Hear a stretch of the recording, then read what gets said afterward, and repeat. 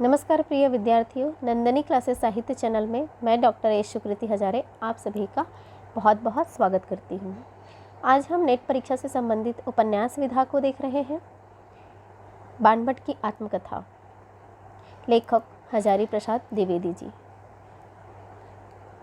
बाणभट्ट की आत्मकथा के बारे में अगर हम जानें तो यह किस प्रकार का नाटक है, तो यह एक ऐतिहासिक पृष्ठभूमि पर लिखा गया उपन्यास है।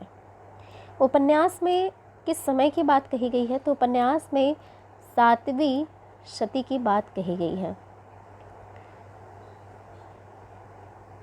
7वीं शती की बात कही गई है और इस समय की बात अगर करें तो हर्षकालीन जो कि राजनीतिक स्थितियों और अराजकताओं का वर्णन किया गया है।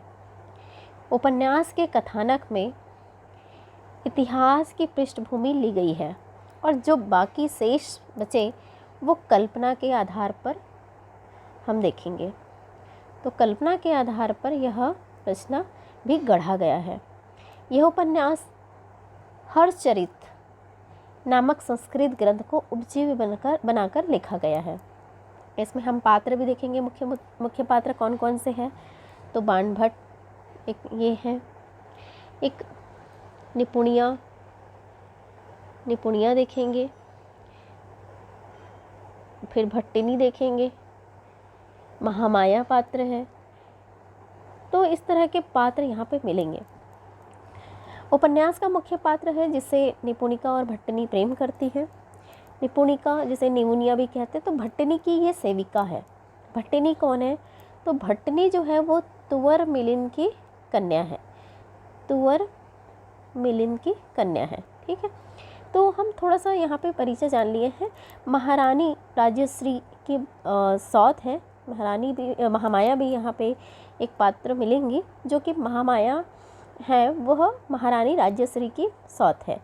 अन्य पात्र भी हैं, चारुस्मिता, आचार्य पद, अघोर भैरव, विग्रह वर्मा, मदन श्री इत्यादि। तो आइए चलते हैं हम बाणभट्ट की आत्मकथा के बारे में। एक और रह गई बात मुख्य, यह रचना कब लिखी गई। यह रचना 1946 में लिखी गई, ठीक। आगे हम देखते हैं इस रचना में हजारी प्रसाद द्विवेदी ने क्या बात कही है। हम सीधा उपन्यास की ओर ही चलते हैं। इसमें मुख्य बातें कही गई हैं जो कि बहुत ही यहाँ से देखते हैं।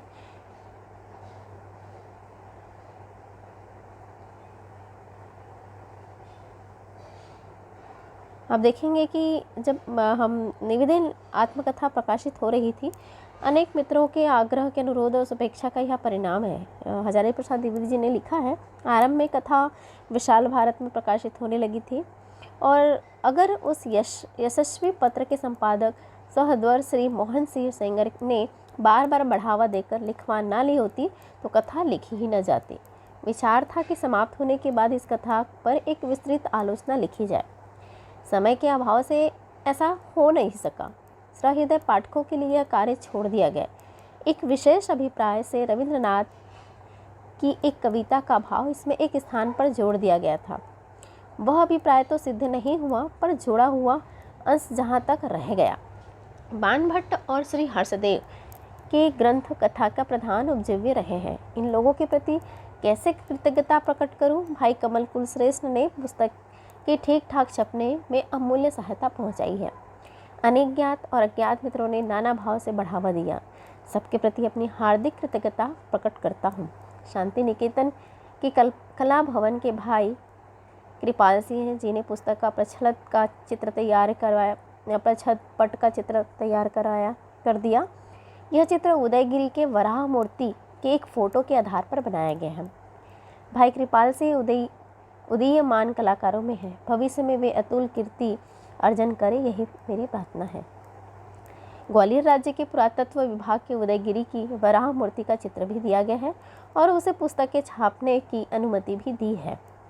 इस कृपा के लिए मैं उस संस्था के प्रति हार्दिक कृतज्ञता प्रकट करता हूँ। ये हजारी प्रसाद द्विवेदी जी ने निवेदन की है।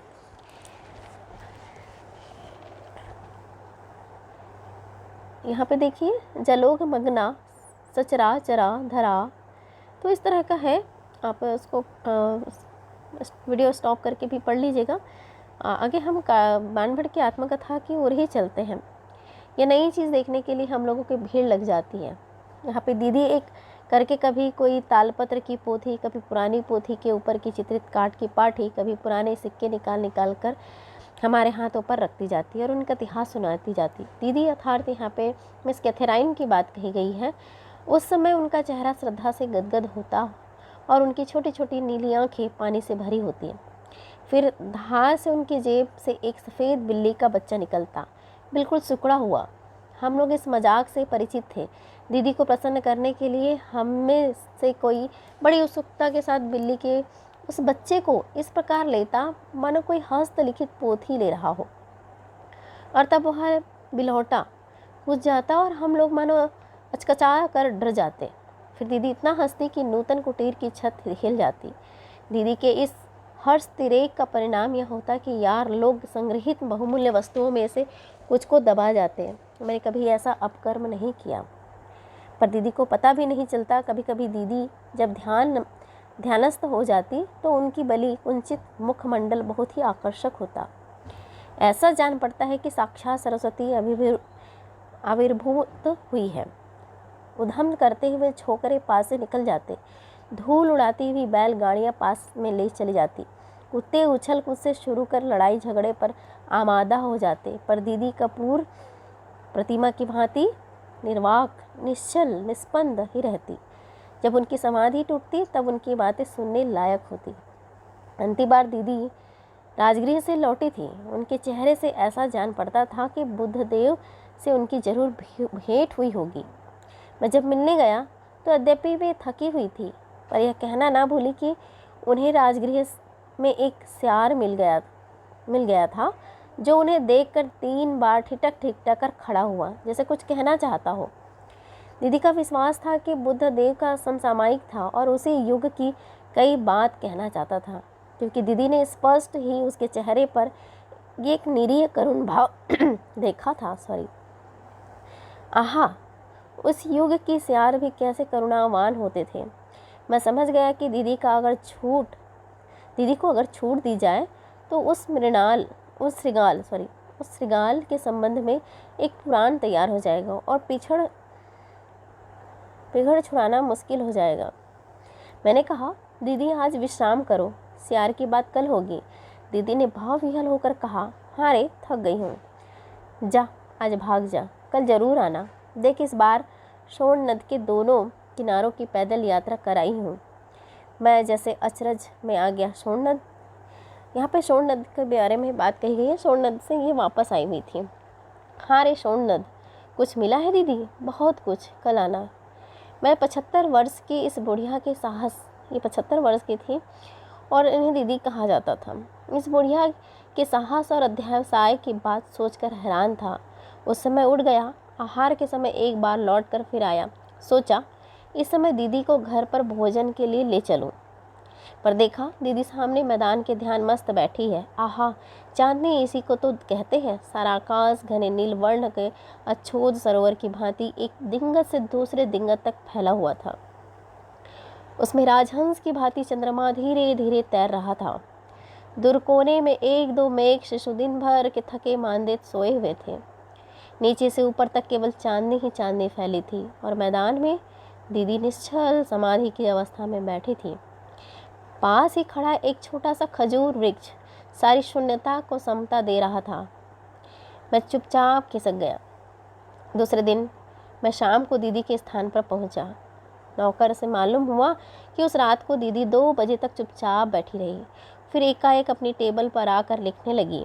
रात भर लिखती रही और लिखने में ऐसे तन्मय थी कि दूसरे दिन 8 बजे तक लालटेन बुझाए बिना लिखती ही रही। फिर टेबल पर ही सिर रखकर लेट गई और शाम के 3 बजे तक लेटी रही। फिर उन्होंने स्नान किया और चाय पीने जा रही है। चाय पीते पीते दीदी से बात करना पड़ा। मनोरंजक होता था, सो मैंने अपना भाग्य सराहा। दीदी चाय पीने का आयोजन कर रही थी। मुझे देखकर बहुत प्रसन्न हुई और बोली, तुझे ही तो खोज रही थी। सोन यात्रा में उपलब्ध सामग्री का हिंदी रूपांतरण मैंने कर लिया है।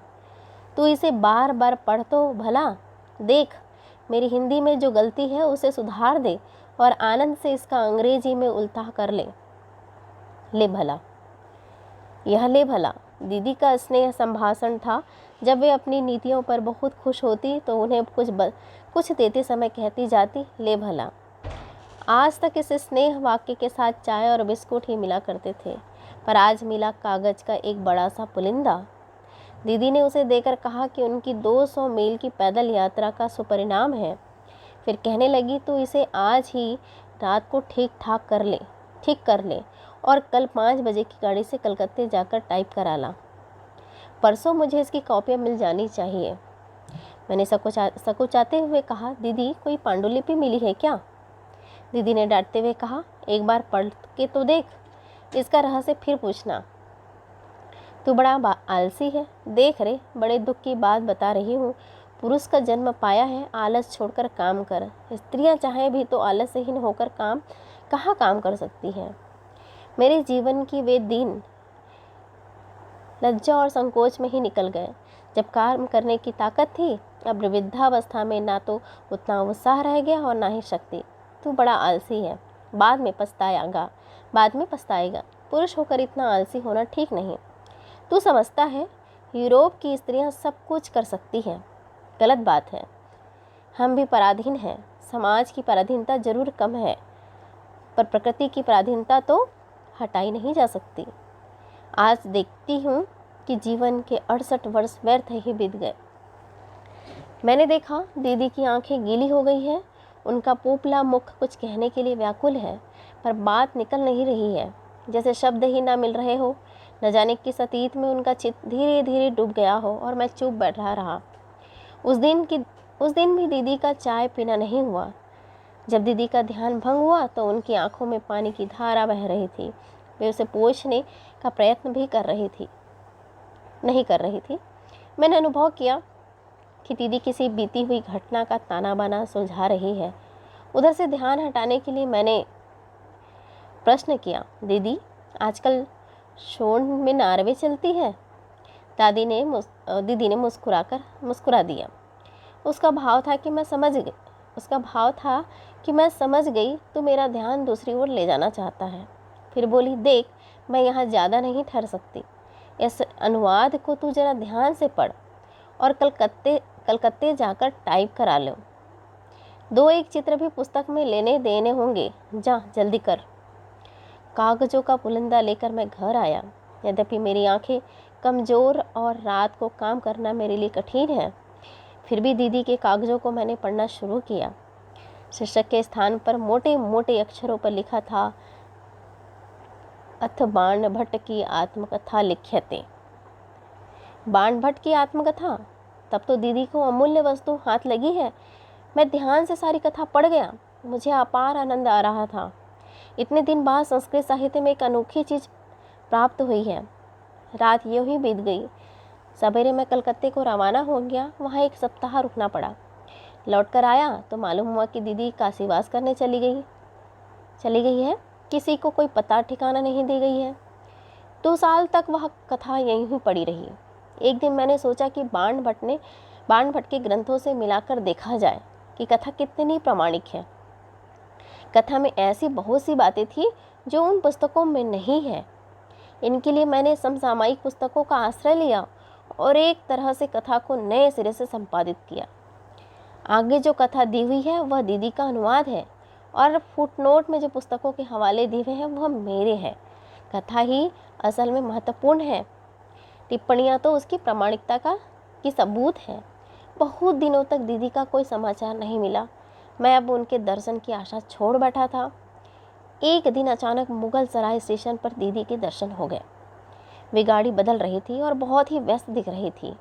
मुझे देखकर वे जरा से प्रसन्न नहीं हुई, केवल कुली को डांट कर कहती रही, संभाल के ले चल, तू बड़ा आलसी है। मैंने सोचा कुली भी आलसी है। फिर मैंने चिल्लाकर कहा, दीदी तुम क्या पहचानती नहीं, वहाँ रे। दीदी रुक गई, बोली, देखो मैं बहुत दुखी हूँ, वह बिल्ली धोखा दे गई। मैंने कहा, क्यों, क्या हुआ? दीदी बोली, कमबख्त स्त्री निकली। देख ना, 5 बच्चे दिए हैं, मैं कहाँ तक संभालूं। मैंने बात कट कर कहा, दीदी वह आत्मकथा मेरे ही पास पड़ी है। दीदी गुस्से में थी, रुकी ही नहीं। गाड़ी में बैठकर उन्होंने एक कार्ड फेंक कर कहा, मैं देश जा रही हूँ, ले, यह मेरा पता है, ले भला। मैंने कार्ड संभाला और दीदी की गाड़ी चल दी। नीचे बाणभट्ट की आत्मकथा दे रहा हूँ। दीदी ने उसे प्रकाशित करने की आज्ञा दे दी है। लक्ष्य करने की बात यह है कि बाणभट्ट के अन्य पुस्तकों की भांति यह आत्मकथा भी अपूर्ण नहीं है।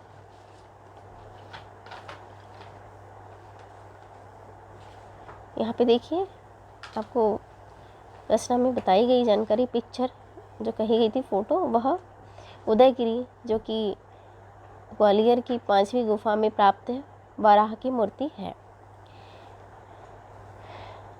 प्रथम उच्छ्वास देखेंगे। इसमें जयंती, बाणासुर, मौलिकता, दशायस, चूड़ामणि, चक्र चुंबनी, सुरासुराधीश, शिखांत, शयिनु, भवच्छी, दशयंबक, काद, पाद, पांसवः। यद्यपि बाणभट्ट नाम से ही मेरी प्रसिद्धि है, पर यह मेरा वास्तविक नाम नहीं है। यहाँ से मुख्य रचना शुरुआत होती है, जो कि दीदी ने यह पांडुलिपि आचार्य प्रसाद द्विवेदी के माध्यम से यह रचना जानकारी मिली है। तो इस नाम का इतिहास लोग न जानते तो अच्छा था। मैंने प्रयत्नपूर्वक इस इतिहास से लोगों को अनभिज्ञ रखना चाहा है, पर नाना कारणों से अब मैं उस इतिहास को अधिक नहीं छिपा सकता। मेरी लज्जा का प्रधान कारण यह है कि मेरा जन्म इस प्रख्यात वात्स्यायन वंश में हुआ। यह रचना जो बात कही गई है तो वात्स्यायन वंश में हुआ। बाण का जो जन्म हुआ है वो वात्स्यायन वंश में हुआ। उसके धवल कीर्ति पट पर यह कहानी एक कलंक है। मेरे पितृ पितामहों के गृह वेदाध्यायियों से भरे रहते थे। उनके घर की सुख सारिकाएं भी विशुद्ध मंत्रोच्चारण कर लेती थी। और यद्यपि लोगों को यह बात अतिशयोक्ति जचेगी, परंतु यह सत्य है कि मेरे पूर्वजों के विद्यार्थी उनकी सुख सारिकाओं से डरते रहते थे। वे पद पद पर उनके अशुद्ध पाठों को सुधार दिया करती थी। हमारे पूर्वजों के घर यज्ञ धूम से निरंतर धुमाधूमित रहते थे, परंतु यह सब मेरी सुनी हुई कहानी है। अपने पिता चित्रभानु भट्ट को तो मैंने स्वयं देखा है। यदि मैं कहूँ कि सरस्वती स्वयं आकर अपने पाणी पल्लवों से मेरे पितृदेव के होम, जब मैं नगर में पहुंचा तो बड़ी धूमधाम देखा। कर्म पृष्ठ के समान उन्नतों द्वार राजमार्ग पर एक बड़ा भारी जुलूस चला जा रहा था। उसमें स्त्रियों की संख्या अधिक थी। राजवधुएं बहुमूल्य शिविकाओं पर आरूढ़ थी। साथ साथ चलने वाली पारिचिकाओं के चरण विघटन जनित निपुरों के क्वणन से दिगंत शब्दायमान हो उठा था। वेगपूर्वक भुज लताओं के उत्तोलन के कारण मणिजडित चूड़ियाँ चंचल हो उठी थीं। इससे बाहुलताएं भी झनकार करने लगी थी। उनके ऊपर उठी हथेलियों को देखने से ऐसा लगता था मानो आकाश गंगा में खिली हुई कमलिनियाँ हवा के झोंकों से विलुप्त होकर नीचे उतर आई हो। भीड़ के संघर्ष से उनके कानों का पल्लव खिसक रहे थे। वे एक दूसरे से टकरा जाती थी। इस प्रकार एक का केयूर दूसरी की चादर में लगाकर उसे खरोच डालता था। पसीने से धुल धुल कर अंगराज उनकी चिनाशुंकों को रंग रहे थे।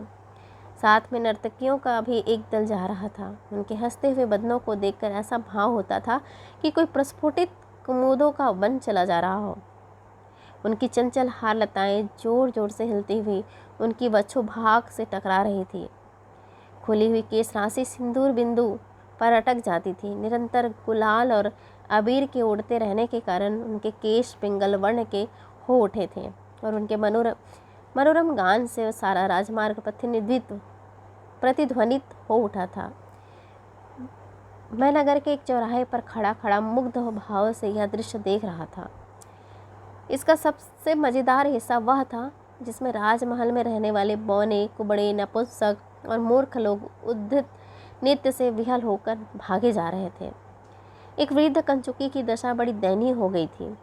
उसके गले में एक नित्य परायण रमणी का उच्च स्तरीय वह अटक गया था जो खींचतान में पड़ा हुआ बेचारा बूढ़ा उपहास का पात्र बन गया था।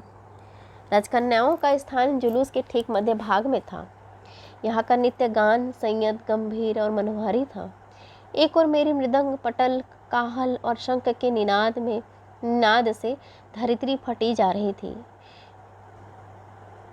और दूसरी ओर राजकन्याओं के कपोल तली के आंदोलित मणिमय कुंडल और उत्पल पत्रों से जगमगाती हुई शिविकाएं बीच बीच में सुनुपूर चरणों की ईषत झंकार से मुखरित हो उठती थी। सबके पीछे राजा के चारण और बंदी लोग विरुद्ध गान करते हुए जा रहे थे। उनमें से कुछ तो आनंद तिरेक में ऐसे मदमस्त थे कि मुख से ही एक विशेष प्रकार के वाद्य का काम ले रहे थे। जुलूस के पार होने में 2 दंड समय बीत गया और मैं निश्चल प्रतिमा की भांति इतनी देर तक खड़ा रहा।